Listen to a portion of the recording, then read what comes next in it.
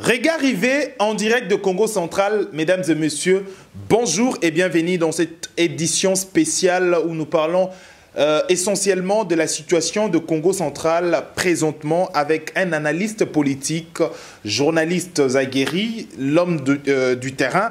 Mesdames et messieurs, bonjour et bienvenue sur Vision Plus TV. Namboka Edmond Izuba Mbote.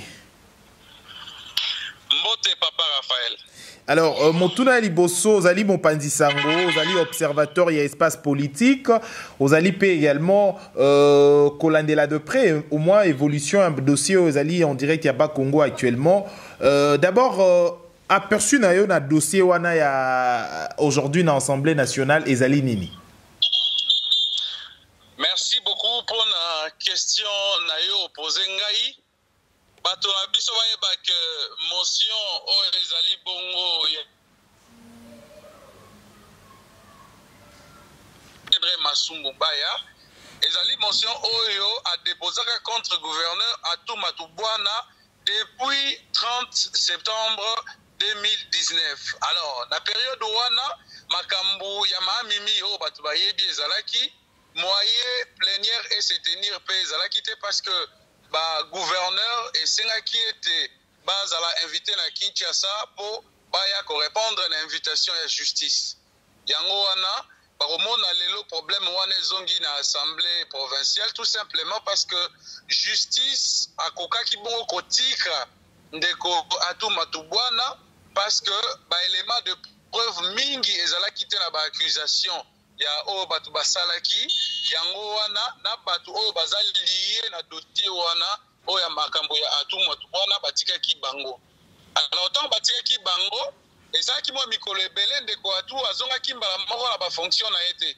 Alors il fallait ki bata la situation sur place ndenge ezali ko se présenter parce que judiciairement parlant monsieur Atou Matubwana reproché qui est de l'autre côté. Après qu'on a un mécanisme, voilà nyonso une gouvernabilité au Congo central et comme qui nango boye bibinom bien de Marcel Mantoupa Ozaki ministre provincial intérieur à Salaki intérim yandeko Atou Matubwana.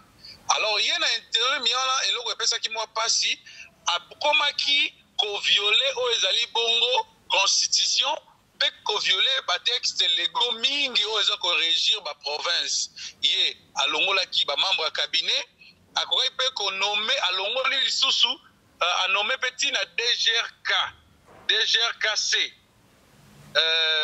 eza lokola équivalent ya DGRK na Kinshasa direction générale des recettes ya Congo central yé akoka ki peut ko nommer tikuna akoma ki peut na possibilité à ko changer gouvernement. Donc et côté ça qui moi désordre mbilinga Eza contraire eza na ba attribution na été en tant que Montazali ko assumer intérim eza qui na ba attribution na été yango moni vice-premier ministre ministre en charge intérieure à sécurité yazali garant ya ko gérer ba bon fonctionnement ya ba institution territoriale décentralisée nde akokaki kozwa mokano pour nous permettre kimia et ça la malaba institution pe province ya Congo central et ça la gérer. Alors mais tant que kaka ndeko Atou Matubwana azongi nde assemblée provinciale a ressuscité siko motion wana au lendemain ya kozonga ya gouverneur pona ko déchoirier. Alors na ba information rédaction et objectif info et Zouaki et ça que ba député provinciaux mingi baza influencé na batu ya FCC o balingi lisusu mutu ya ndeko Atou Matubwana te Olanda ki na ba déclaration na bango bino moko boyebi ndenge nini FCC apesa ki position na ye ndenge nini azalaki indigné yango wana lokola ba pratique na bango esi yebana nde basali forcing ba meka kolongola ndeko Atou Matubwana lelo. Alors qu'est-ce qui se passe présentement dans le Congo central?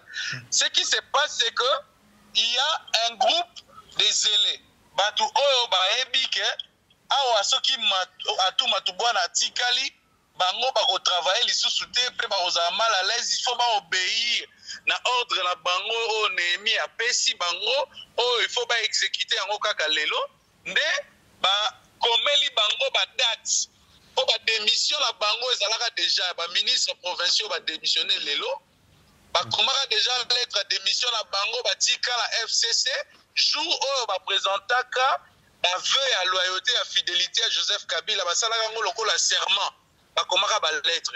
Alors soki otali balettre na bango lelo ezalaka babakisi date po basignaka yango déjà babakisi date.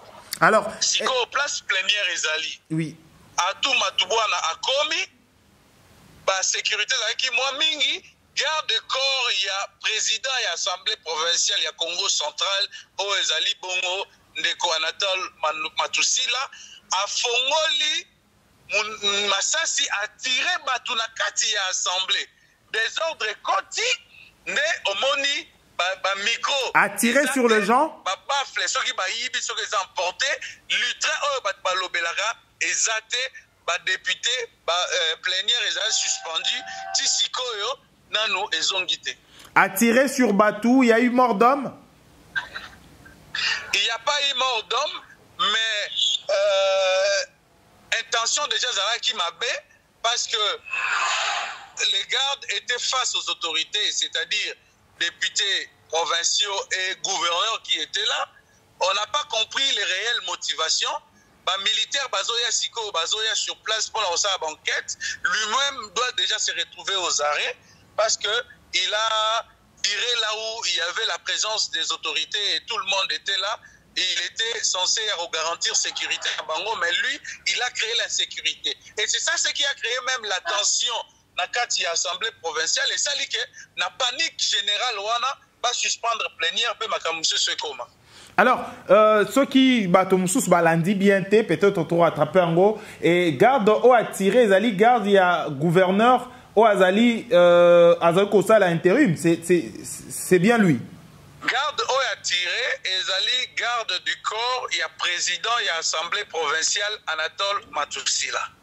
Ok, le président assemblée provinciale. Et aujourd'hui, oui. Déjà, parce que vous allez journaliste, vous allez parmi les journalistes, bon, bazara très actifs sur terrain. Est-ce qu'aujourd'hui, déjà, côté à la configuration actuelle, il y a Assemblée provinciale, il y a Congo central, est-ce que le gouverneur a maintenu tout à Kwea? Bon. Précision wana na koyi pena opesa yo te parce que 22 députés o babengaki na Kinshasa awa o bazongaki lobi na butu babandaki déjà ko dénoncer séquestration na bango parce que tango bakomi na Matadi balalisi bango na hôtel moko donc balongoli bango lokola bana classe d'école na hôtel balalaki baye na bango na salle plénière mais parmi eux il y a là information que baza d'accord na imposition au FCC azolingosa. Donc moi fissure au sala et surtout que baza 22 on dit bien que assemblée provinciale ya Congo central les a constitués na 42 députés provinciaux d'où il faudrait au moins base à la moins mingi pour na okwesa gouverneur. Alors, ceux qui déjà entre 22 wana, moi, bah, dissident, c'est au salama, parce que 8, bandima quitté, bah, boyaki, mais bah, forcé bango. Donc, toujours au monde, que, Atu Matubwana, azala moins chance, mokié, ya kotika là. Bon, toyebi pe politique, et monde, il y a hypocrisie, hein.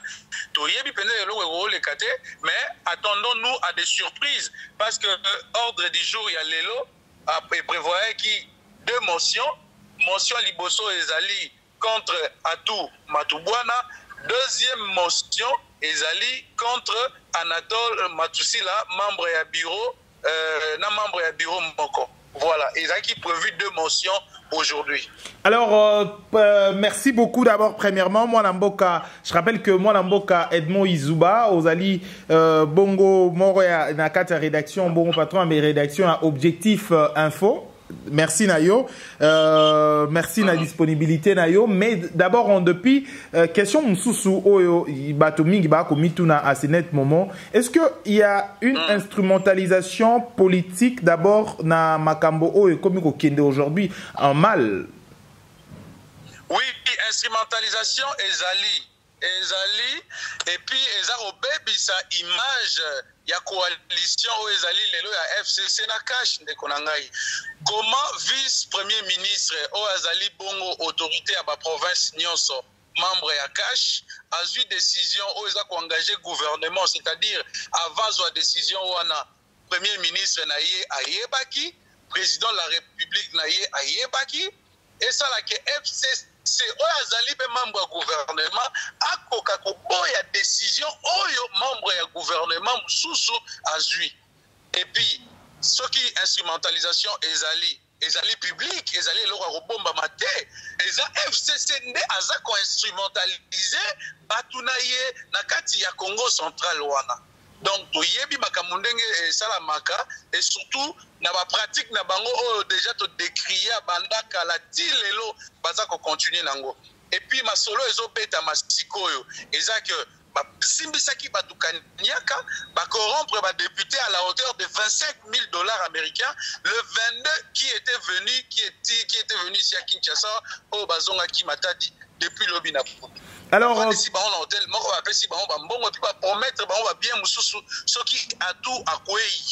Donc c'est ça. Et ça va pratique aussi to yebi ba kolonango, to yebi ba jeune nango, to yebi na ba joueur nango. Mais koé ba joueur na ba to boyebi bango bala mumingi parce que vous allez journaliste et à terrain.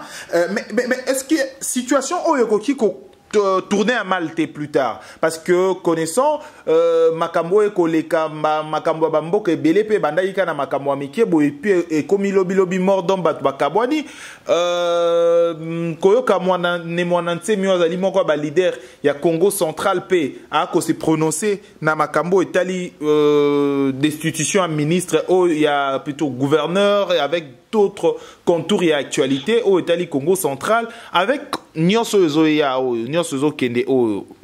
Qu'est-ce que vous augurez pour na makambo survie na paix na Congo central? Bon, il faut batubaye baké surtout bande ko la biso diaspora o Hollanda biso ba mesana pour soutenir peuple congolais à distance. Que l'Assemblée la biso nyonso, l'Assemblée provinciale nyonso ya RDC eza déjà pourri. Ce qui au talindenge ba élection à ba sénateur elekaki ba décrire qui corruption à ciel ouvert. Même le PGR s'est saisi du dossier. Ce qu'au tali ba sénateur bango moko ba corrompaki combien oyo ba boyaki na bango okende na ba élection sénatoriale. Tokei na ba gouverneur même donc, Eza et Loko Oyo, nous avons décrié, tout le monde a que Bazo ya pour la servir Mbokate Bazo ya ko servir pour Nakania Kanabango. Alors, ce qui se passe, c'est quoi? Quand on ne veut pas la tête d'un gouverneur, on utilise les mêmes corps. Ba député au baza makasi na corruption o balingi ko lia Kania ka corruption ba utiliser bango parce que baza lokwa ba maillon faible. Bazala mayele, bazala da ya ko réfléchir te, bazala nzala ekota bango na kati ya cerveau. Donc pona bango il faut bazwa kaniaka. Allô? Allô? Oh bakoka, mais bazo tala avec la province de Tamiya. Ezala gouverneur mon côté ya na courage. Il y a dépassé ou outrepasser ma canisia ba députés provinciaux. Ce qu'on a l'ipène de la biso bamanisa, basali la même chose. Ce qu'on a l'indeko ya Sankourou, basali Likambumoro. Donc il faudrait président de la République yemoko yemuto appelle ça vision nae. Même yako évaluer ba gouverneur, même yako bongisa ba province mususu yemoko azwa makambu o na maboko. Surtout so kité FCC na batunaye o ba mesana na corruption. Tant on a ba corruption wala na ba député à la Mouka bazo corrompre bango parce que auteur ya motion contre Matusila aza mutu ya AMK ya ensemble ya Moïse Katumbi. Donc baza membre à la Mouka. Donc, bon. il faudrait que mokonzi ya mboka azwa makambo ye moko na maboko ameka kotala ndenge nini makambo etambola bien na ba province na problème. Merci. Parce Moi que intention la bango eza ya kobebisa, pourtant ye alingi mwa mukie oyo ba province eganyaka ekoka bongo kobongisa banzela ba route banini ndenge bandeko ya grec 7 bazosala route ya Matadi boma Mwanda. Donc il faudrait ba route ya bongo ezala pebele na Congo central, ezala bongo pebele na ba province mususu. Donc il y a que le président de la République qui peut agir à cet instant. Merci, moi Lamboka Edmond Izuba. Je rappelle qu'aux Ali patron, il y a objectifinfo.cd. Merci Nayo, la disponibilité Nayo Bato Belé analyste politique. Exactement. Donc aux Ali Bongo Bato Belé Batangaka Bakomi Nayo à travers le Kassa Nayo na ba réseaux sociaux. Merci la disponibilité Nayo na analyse Nayo sur la situation aux Ali Konyonga Toko Baby ça vraiment mingi image à Congo central. Merci. Merci beaucoup Ndeko Raphaël na pesi mbote na bandeko na biso bazolanda biso à partir à diaspora pe mbote mingi na grande équipe o ezali bongo ya journal na yo Congo Vision Plus TV. J'ai oublié. Vision Plus TV. Vision Plus TV. Merci. Merci mesdames et messieurs. Tokoko Babongo en direct Tiko ya Congo central Tokozo Moko ya bato bazali bongo sur place oyo bakomeka koyebisa biso qu'est-ce qui se passe place Bazwami makamundenge nini ekoleka kuna mesdames et messieurs tout à l'heure en direct ya Congo central Toko Kende Toeba Boni et ekoleka kuna.